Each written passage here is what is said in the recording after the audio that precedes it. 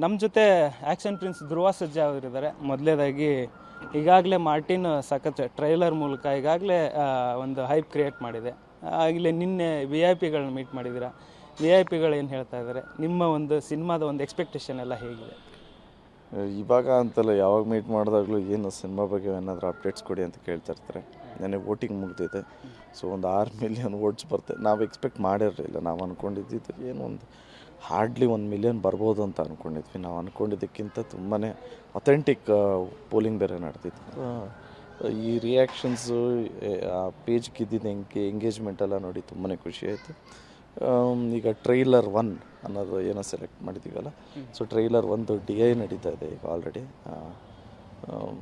So ಮುಂಬೈಲಿ press meet ಮಾಡ್ತೀವಿ sir.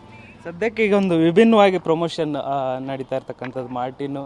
ಅದ್ರ ಜೊತೆಗೆ ಆಪ್ಷನ್ಸ್ VIP ಗಳಿಗೆ ಬಿಟ್ಟಿದ್ರಿ. ಸೊ ಇವತ್ತು ಪೋಲಿಂಗ್ ಬೇರೆ, ಇವತ್ತು 11 ಗಂಟೆಗೆ ಅದರದ್ದು ನಿಕ್ಕಿ ಆಗಿದೆ. ಸೊ ಏನು ಎಕ್ಸ್ಪೆಕ್ಟೇಷನ್ ಇದೆ ಇದ್ರ ಬಗ್ಗೆ? ಇಲ್ಲ, ಒಂದು ಕೂಗಿತ್ತಲ್ಲ, ಥಿಯೇಟ್ರಿಗೆ ಜನ ಬರ್ತಾಯಿಲ್ಲ ಅನ್ನೋದು ಒಂದು ಕೂಗಿತ್ತು. ನಾವು ಏನಕ್ಕೆ ಅಂತ ಅನಲೈಸ್ ಮಾಡೋಕ್ಕೆ ಟ್ರೈ ಮಾಡಿದಾಗ ಕಂಟೆಂಟ್ ಸರಿ ಇಲ್ಲ ಅಂತ ಕೆಲವರು ಅನ್ನೋರು, ಇನ್ನು ಕೆಲವರು ಪಬ್ಲಿಸಿಟಿ ಸರಿ ಇಲ್ಲ ಅನ್ನೋರು, ಇನ್ನು ಕೆಲವರು ಏನೇನು 15 ದಿವಸ ಆದ್ಮೇಲೆ OTTಗೆ ಬರುತ್ತಲ್ಲ ಅಂತ ಹೇಳೋರು. ಸೊ ವಿಭಿನ್ನವಾಗಿ ಏನಾದರೂ ಮಾಡಬೇಕು, ಎಂಗೇಜ್ಮೆಂಟ್ ಇಟ್ಕೊಳ್ಳೋದಕ್ಕೆ ಅನ್ನೋದು ಒಂದು. ಆ್ಯಂಡ್ ಆಲ್ಸೋ ಯಾವತ್ತಿದ್ರೂ ಎಲ್ಲ ಕಂಟೆಂಟು ಆಚೆ ಬಿಡಲೇಬೇಕು.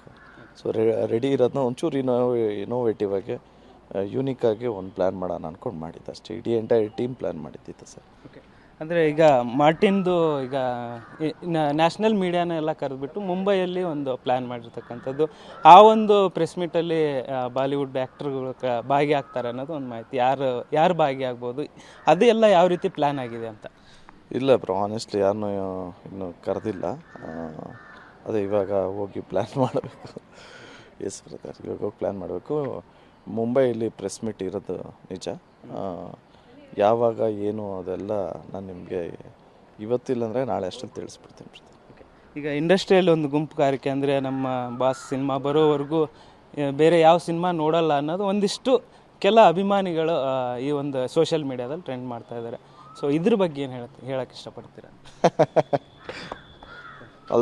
ಜಯ ಆಂಜನೇಯ.